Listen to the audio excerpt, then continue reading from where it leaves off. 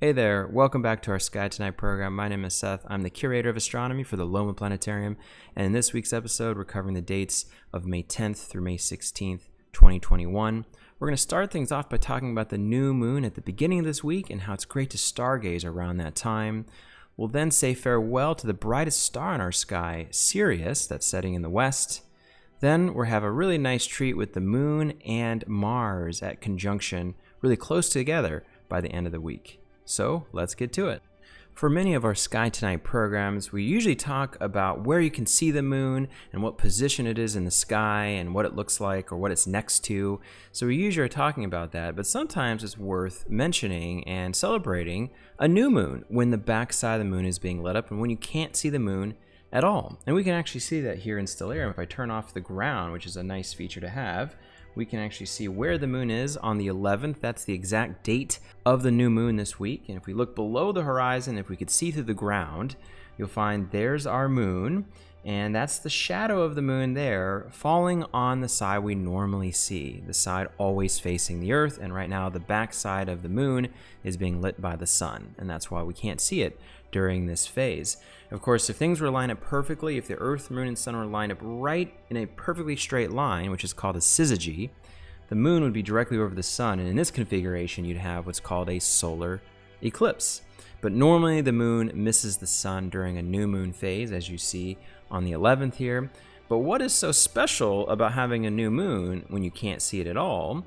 Well, of course, it's not about seeing the moon, it's about having less light pollution in our sky. Of course, that reflected light from the moon, even though it may seem like a little, it actually can really affect what you can see in our night sky, especially during a full moon. Full moons are really pretty and they're really nice, but it does make it really hard to see the celestial objects that are out. That's why if you ask any astronomer, they're not a big fan of a large moon in the sky because they need those dark skies to see things.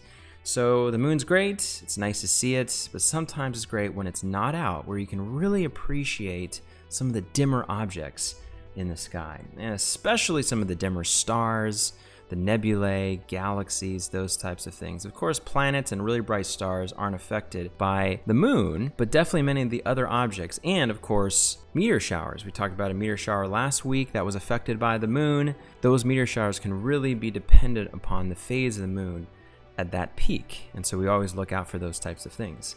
But of course, not only is the moon contributing to the light pollution, really the main source of it here on Earth is from ourselves, right? We have human-generated light pollution from our cities, our towns, our homes, our vehicles, or in any human-related type of activity. That light pollution can affect everything you can see in the sky, and sometimes if you're in a really bright area, even the brightest objects you can't even see. And so light pollution is something we all have to deal with, and many inhabited areas now are dealing with more and more of it as cities are growing. Urban sprawl is kind of making its way out from the big city centers, making it hard to see the beauty of the universe. I always tell people that I think the reason why people really were fascinated by the universe and were trying to figure so much out, especially long ago, is because everyone had a beautiful view of the universe. Their window to the universe was crystal clear. And if everyone had a view like that, I think more people would be interested in astronomy and space. Now in Stellarium, there is a tool that allows you to change your local light pollution level. On the left side here of the screen, there is a button called Sky and Viewing Options window. If we click on that, there is a Sky tab, and below that, there is a light pollution setting. You can see on the very left here, and you can change that setting. So the lower the number, the less light pollution you have, and the more objects you can see in the night sky. The higher the number, the more light pollution you have, and the less objects that you can see. So I usually do my Sky Tonight programs with level 2 because that allows you to see quite a bit of the sky with a hint of some light pollution. Very, very little. This would be considered a dark sky. But as we raise the number, you'll see the sky change. So we'll go to 3 and 4, and you can see less and less of the stars and objects that are out. You get to 5 and 6, and then to 7. And Daytona Beach, where our museum is located, we're technically Bortle Sky 7, or around there. It can depend on the clouds, the atmosphere, the humidity on a given night, how your local light pollution affects what you can see. But generally, Daytona Beach is considered level 7. As you go higher and higher, you get to really large city type of light pollution where many things are obscured by the lights around you. So this isn't a perfect scale, but it does a pretty decent job of giving you an idea of what you could see in your location. You can kind of match it to your sky too, as well, depending on where you live. We can bring it back to level 2 where we normally have it, but it's a very useful tool in figuring out exactly what you can see wherever you may be stargazing from. If you want to get a general idea of what light pollution looks like around the world, this map online is a great resource for that. This is called lightpollutionmap.info. That's the website you can go to, and this allows you to navigate through a world map or atlas of the light pollution that is found. And it really is striking where all these large cities are and how that's growing and creating more areas of light-filled environments. So, of course, we have these major cities here you see in Europe and in Asia right here, and other parts of the world as well where their major city centers are. But of course, the United States, where we operate from, here there's quite a bit of light pollution. We have many large cities. So we can zoom into this side of the map to get a better sense of our more exact location. And as we zoom into Florida, you can see this color chart here.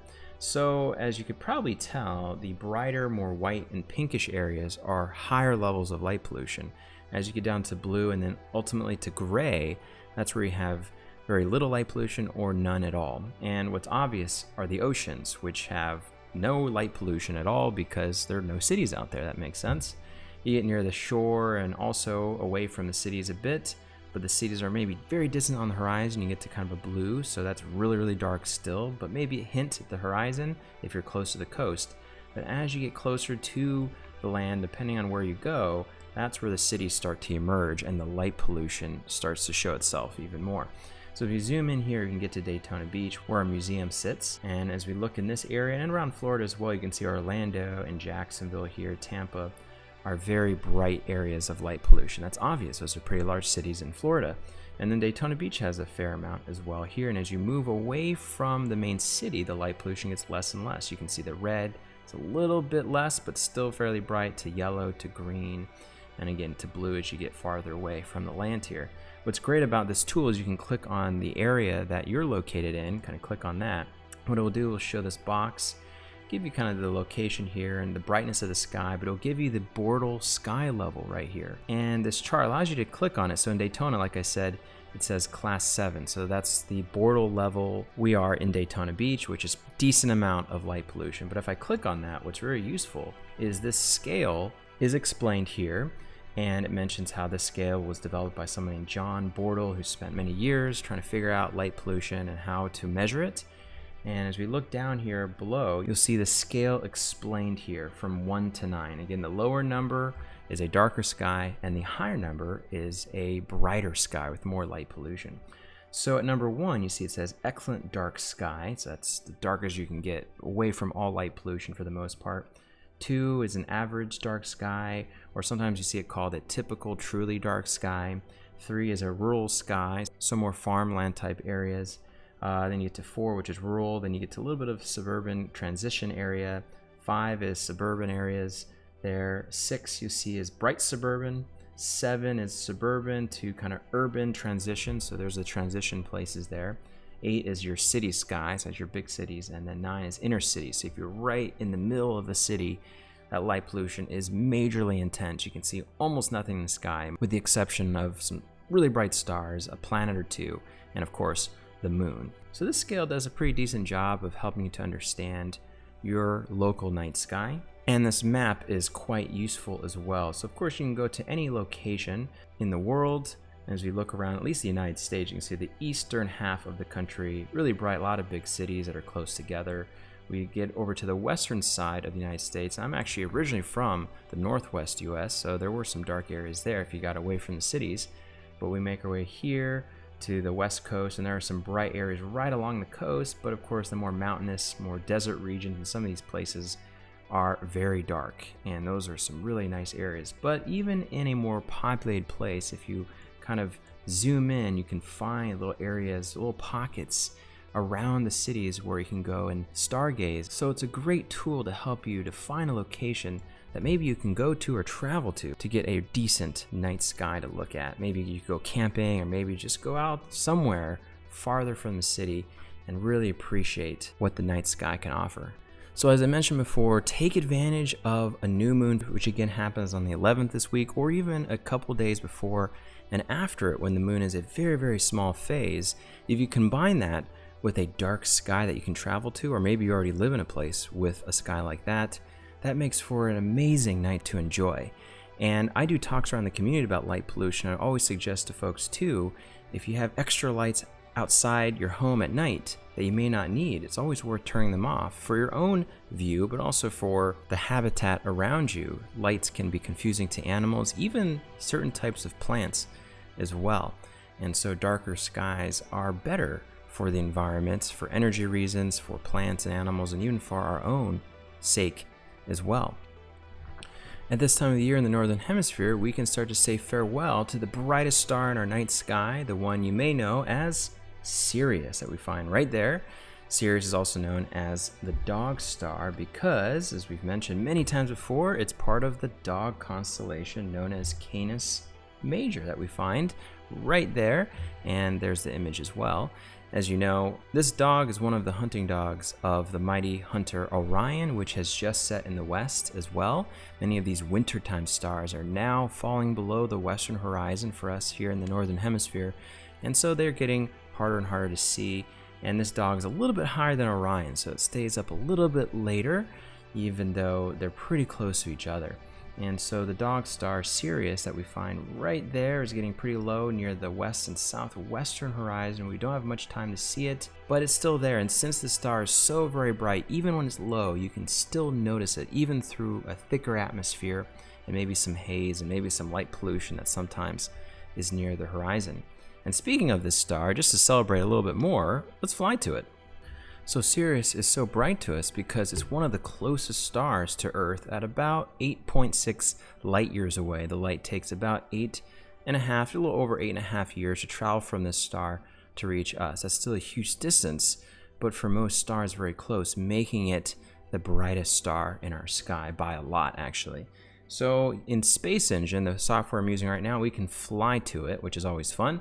And what's great about the stars, there's more to it than meets the eyes. So as we fly closer to this, and we're moving very quickly here, you'll find that this is made up of two separate components, Sirius A that we find here and Sirius B. This is a binary star system, and as you can see, Sirius A is much brighter than Sirius B. So when we're looking at this star, we're mostly seeing the light from Sirius A, which is a bluish white star, a main sequence star that is hotter than our sun by quite a bit and is almost twice as large and about twice as massive than our sun.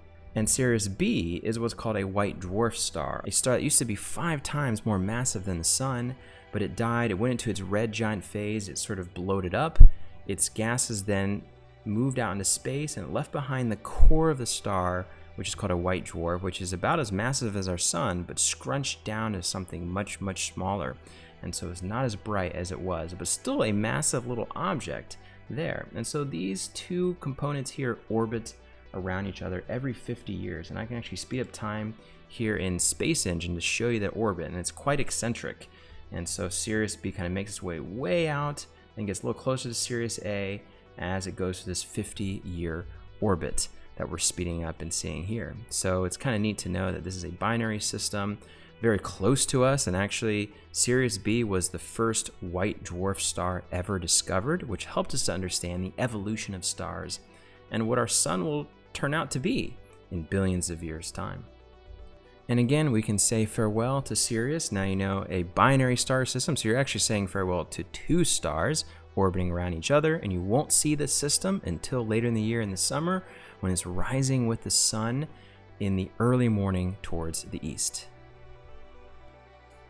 Even though I mentioned early in the episode that a new moon phase, when you can't see it at all, is great for viewing the night sky, it's also great when the moon is out, especially when it's next to something really interesting, especially on the 15th of this week, when our very thin crescent moon will get really close to the planet Mars, which we call a conjunction. So 2 solar system objects getting close is just great, and they're just above the west once it gets dark out, inside the constellation the Gemini Twins, we can find here. You can see the two heads of the twins up there.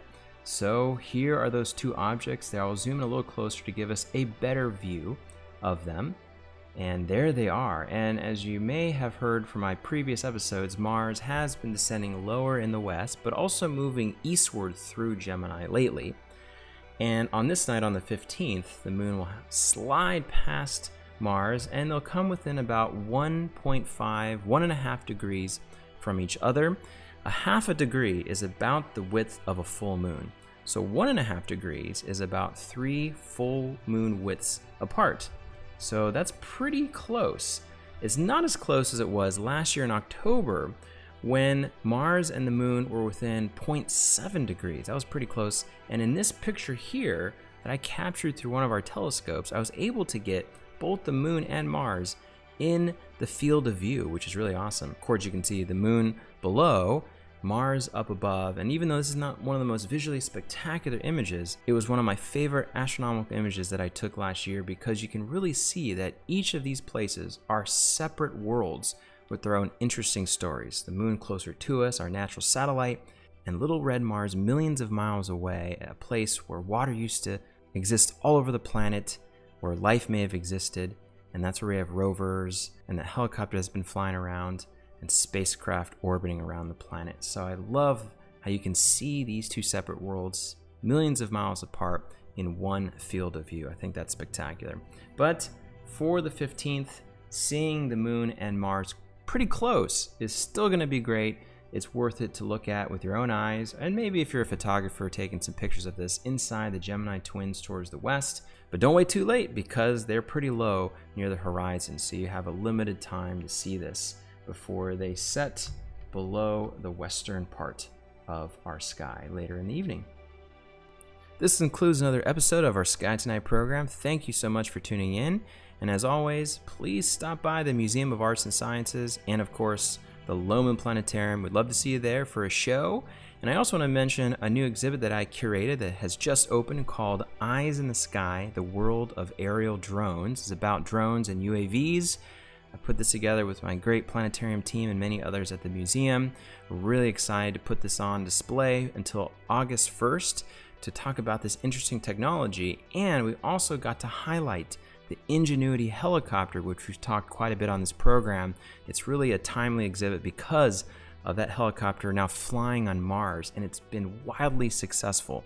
So I want to mention that exhibit. If you're in the area, definitely check it out. It's in partnership with Embry-Riddle Aeronautical University, my alma mater, by the way. But with that, thank you, take care, and of course, happy stargazing.